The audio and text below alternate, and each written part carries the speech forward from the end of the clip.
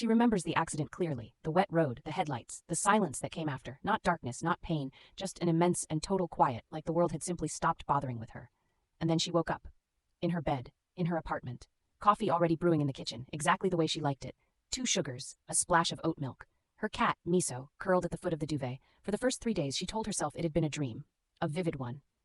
The kind that leaves a bruise. She went to work, she answered emails, she laughed at things. But something sat behind her sternum, like a stone she couldn't swallow. It started small. Her sister called her by a nickname she had always hated, Ellie, never Elle, and didn't seem to notice when she flinched. A photograph on her bookshelf showed a holiday she had no memory of taking. Portugal, maybe. Bright tiles. A man she didn't recognize standing close beside her, his arm around her shoulder, both of them laughing at something just outside the frame. She asked her sister about the photo. Her sister paused for just a moment too long, then smiled. Said, "Oh, that was a good trip." That night she sat very still at her kitchen table and tried to list everything she knew to be true. Her name, her birthday, the street she grew up on, the smell of her mother's coat, these things held. But around the edges the world felt like a stage set, convincing from the front, hollow if you walked around the back. She began keeping notes. Discrepancies.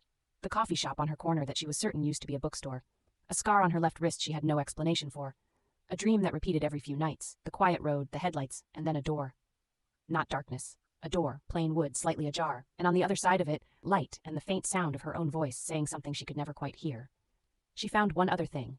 Tucked inside the back cover of a notebook she didn't remember buying. A single line of her own handwriting. It said, "This is the 3rd time. You won't remember the others. Don't look for the door." She read it 4 times. Then she looked up slowly at the wall across from her. There was a door there. Plain wood.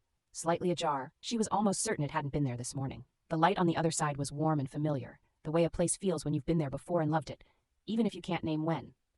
She hasn't moved yet. She's still sitting at the table. But the coffee has gone cold.